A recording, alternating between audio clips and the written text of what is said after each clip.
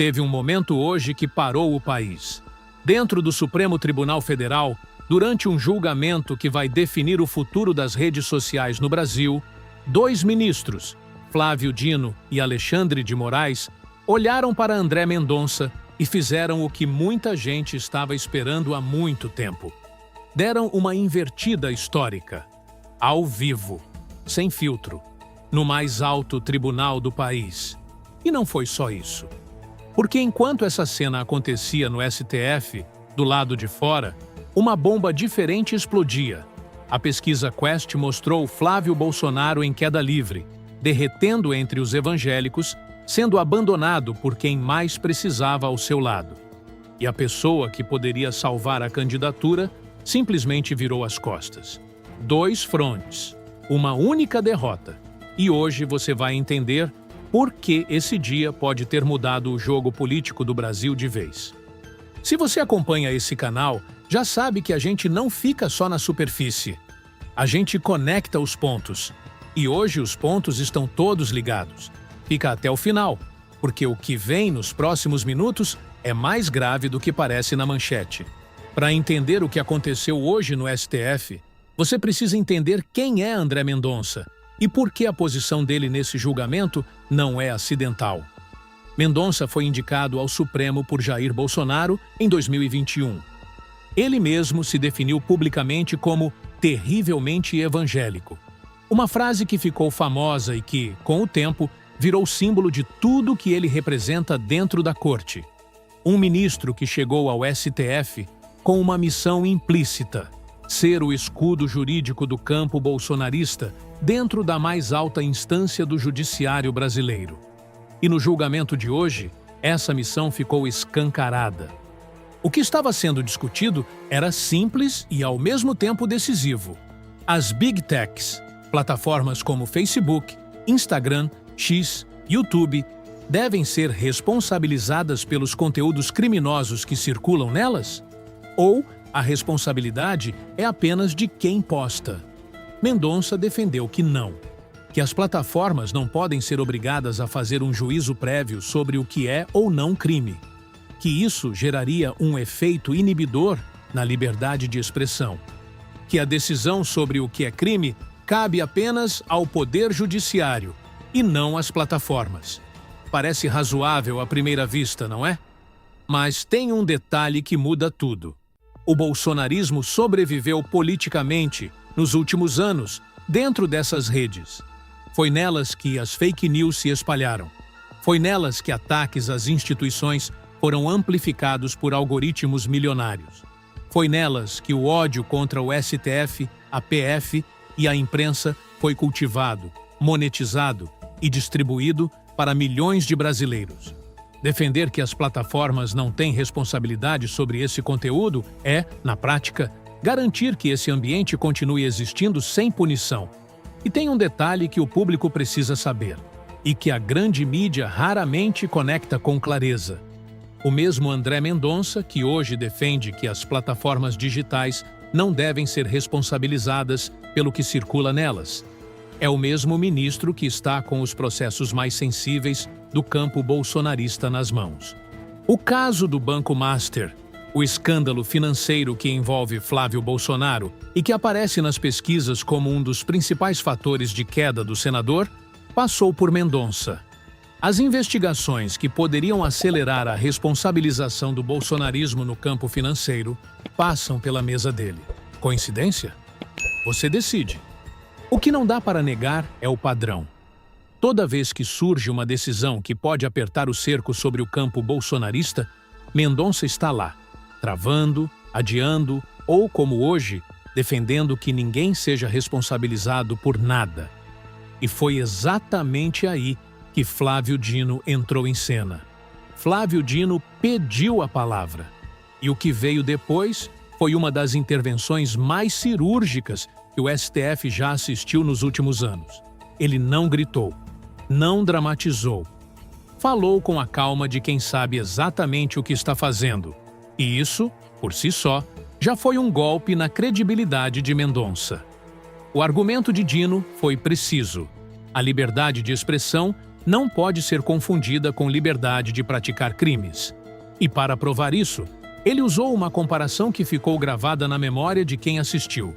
Ele lembrou que décadas atrás, quando políticos como Serra e Maluf defenderam as primeiras leis antitabagistas no Brasil, a reação foi a mesma.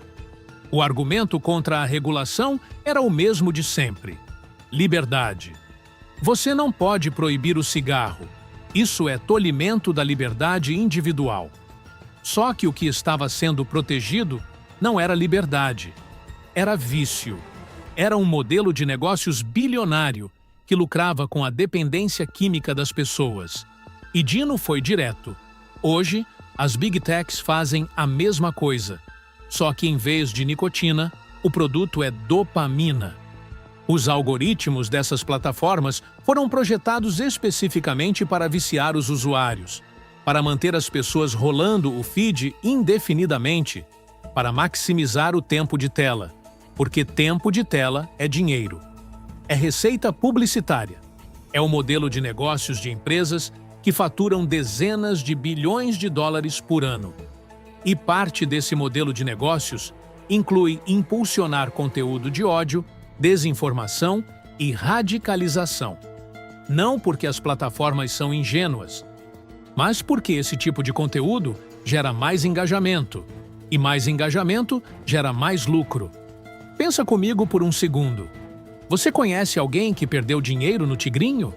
Uma criança que começou a pedir mesada não para comprar lanche, mas para jogar? Uma família que viu a renda do mês evaporar dentro de um aplicativo de apostas que chegou pela propaganda de uma rede social? Isso não é abstrato. Isso está acontecendo na casa de trabalhadores brasileiros agora.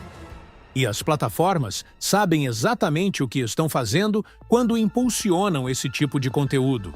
Porque impulsionar dá lucro, e parar de impulsionar custaria dinheiro. Dino disse com todas as letras: responsabilizar as plataformas não é censura, é proteger a saúde pública. Da mesma forma que a regulação do tabaco não era censura, era proteção à vida. O silêncio na sala depois dessa fala disse mais do que qualquer resposta de Mendonça poderia dizer. Mas aí entrou Alexandre de Moraes. E foi mais rápido ainda.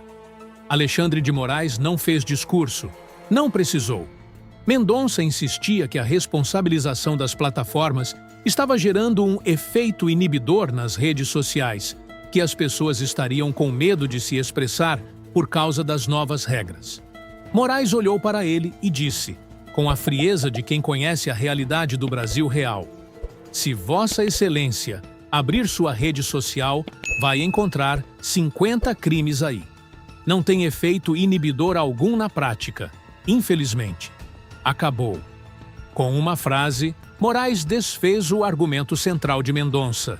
Não existe efeito inibidor.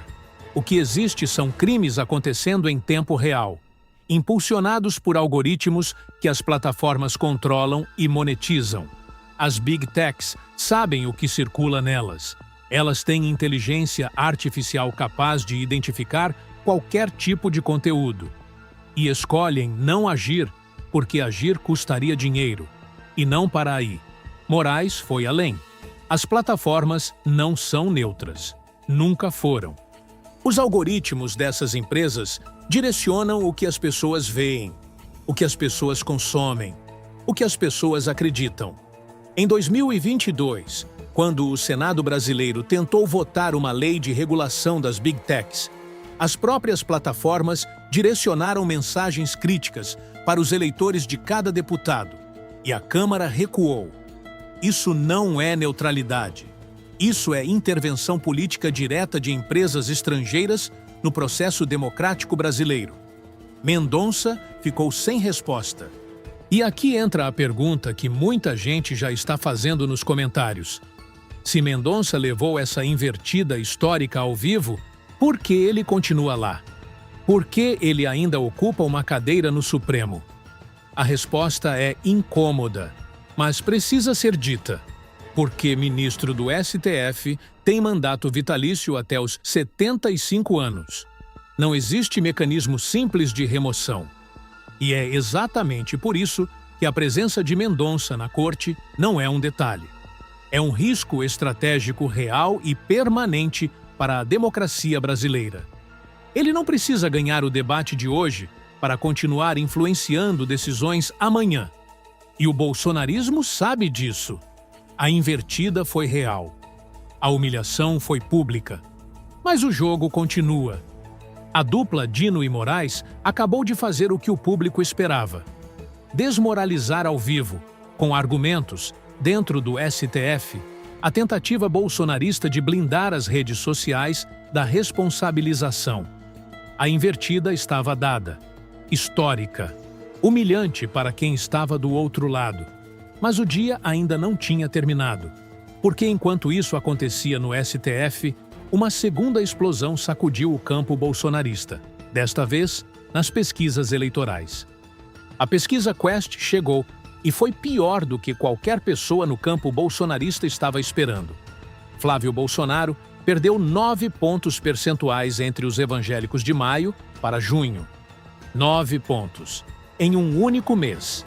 Entre o segmento que o bolsonarismo sempre considerou seu reduto mais seguro, sua base mais fiel, seu patrimônio eleitoral mais protegido. E Lula, no mesmo período, ganhou 7 pontos nesse mesmo grupo. No segundo turno, Lula agora lidera com 7 a 8 pontos de vantagem sobre Flávio Bolsonaro. O que derrubou Flávio entre os evangélicos? 2 fatores principais. Primeiro, os áudios com Daniel Vorcaro, o escândalo do Banco Master que mostrou Flávio negociando em benefício próprio com um dos homens mais ricos do setor financeiro brasileiro. Um escândalo que atingiu diretamente a imagem de integridade que o campo evangélico exige de seus representantes políticos. Mas o segundo fator foi ainda mais decisivo: o tarifaço de Donald Trump. 47% dos brasileiros entrevistados pela Quest responsabilizam Flávio Bolsonaro pelas tarifas impostas pelos Estados Unidos ao Brasil. E 55% acreditam que essas tarifas vão impactar negativamente a vida deles. Isso diz algo importante. Os evangélicos brasileiros não são despolitizados. Eles estão conectados com o que acontece no mundo. Eles entenderam que a postura de alinhamento incondicional de Flávio com Trump tem um preço real. E esse preço vai aparecer no bolso deles, nas suas compras, no custo de vida do dia a dia. E mais, Flávio foi à Marcha para Jesus na semana anterior à pesquisa. Foi o candidato mais citado no evento. E ainda assim, foi o mais rejeitado entre o público evangélico. A marcha não ajudou em nada. Pelo contrário, mostrou que presença física não substitui credibilidade política. Flávio Bolsonaro está em queda livre. E ele sabe disso. O problema é que a única pessoa capaz de estancar essa hemorragia eleitoral não quer saber de ajudá-lo. Michele Bolsonaro é hoje a maior liderança do campo evangélico na política brasileira. Ponto. Nenhum nome chega perto. Nem Marco Feliciano, nem Malafaia, nem qualquer outro. Michele tem um capital político e religioso que nenhum outro nome do bolsonarismo consegue reproduzir. E ela se recusa a fazer campanha para Flávio. A justificativa pública é conhecida. Ela precisa cuidar de Bolsonaro, que está doente, que vai entrar no momento certo, que agora não é o momento. Mas os aliados de Flávio sabem que essa explicação não se sustenta. E estão furiosos. Por quê? Porque Michele fez postagem de campanha para Carolina de Toni. Fez campanha para Amin. Apareceu publicamente ao lado de outros candidatos do campo conservador. Para todo mundo, menos para Flávio.